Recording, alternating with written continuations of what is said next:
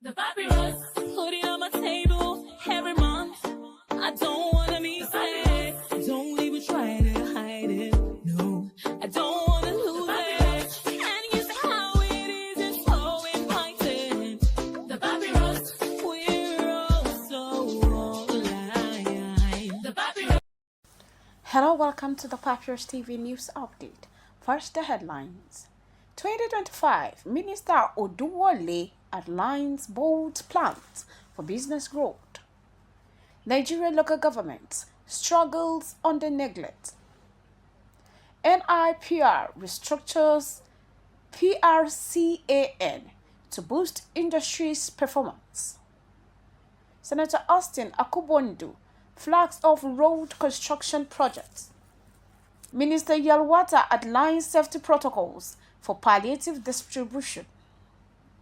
Senator Ndume criticized tax reform bill again. Now on the news in detail.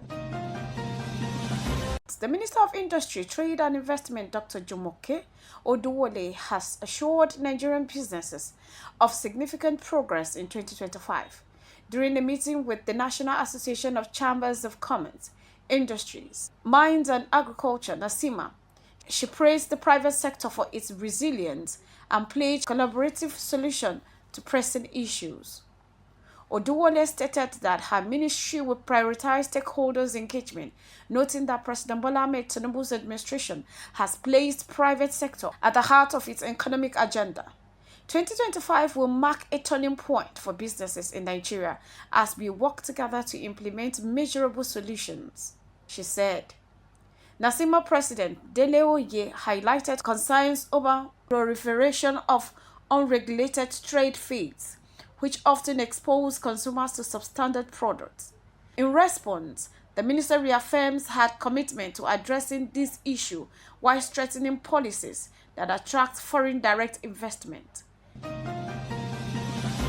Meanwhile, local governments in Nigeria are in crisis, plagued by inadequate infrastructure, weak autonomy, and excessive state interference. Originally established as third tier of government to bring development closer to the people, many councils now operate in dilapidated facilities without essential services like water, electricity, or proper sanitation.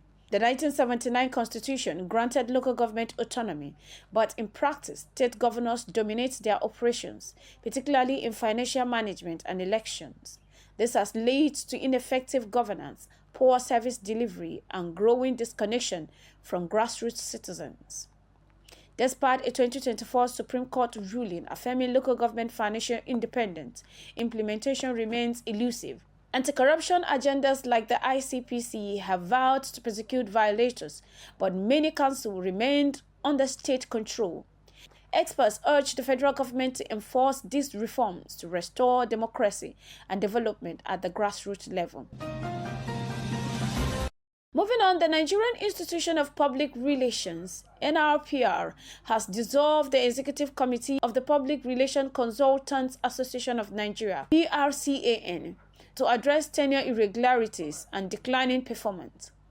Announcing this in Abuja, NRPR's Director of Public Relations, Stanley Ogadigo, said the move aimed to revitalize PRCAN and align it with NRPR's strategic objectives. Nkechi Ali Balogun, a fellow of the institute, has been appointed chairperson of the PRCAN Revitalization Committee, tasked with overseeing reforms. She will ensure the transparency elections are conducted by April 2025.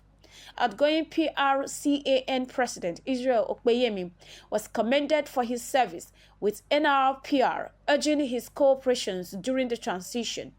The committee includes seasoned professionals reflecting NRPR's commitment to strengthening public relations practices in Nigeria. In other news, as part of his commitment to delivering democracy dividends, Senator Austin Akubondu has launched the construction of the Oloko, Amizi, and Oloko Ogbeubule Road in Ukwoanu local government area, Abia State. This road will serve as critical link with the Abia Central Senatorial District and connect the constituency to Akwa Ibom State. At the groundbreaking ceremony, Senator Akobondu highlighted the economic impact of the project, which will enhance the transportation of goods and services across key communities. Thrilled residents expressed gratitude for the initiative, pledging full cooperation with contractors to ensure smooth construction. Since assuming office on November 15, 2023, Senator Akobondu has initiated numerous programs, including solar power street lights in markets across 6 local governments, 6 modern skills acquisition center, health center remodeling, and youth empowerment schemes like scholarship and capacity building programs. This is an assisting legislation that the Papyrus magazine promote, and we say congratulations to the senator and the constituents that chose a worthy representative indeed. Furthermore, following recent stampede during palliative distribution in Abuja, Ibadan, and Anambra, the Minister of Humanitarian Affairs, Professor Netawe Yelwada, has outlined mandatory protocols to prevent further tragedies. Yelwada emphasized the need for registration, risk assessment, police involvement, and crowd management during such events. He urged state and local governments to adopt federal safety measures, stressing that proper planning can eliminate risk. Yelwada encouraged organizers lacking resources to collaborate with federal agencies, assuring them of government support to ensure smooth and safe palliative distribution nationwide.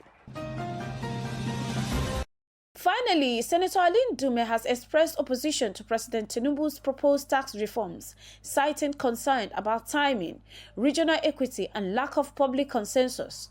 The reforms include establishment of a joint revenue board, tax appeal tribunal, and tax ombudsman. Ndume, representing Borno South, argued that government restructuring should precede tax reform, noting that over 50% of Nigerian budget is consumed by personnel and recurring expenditure. He also called for prudence and efficiency in governance to harness resources effectively.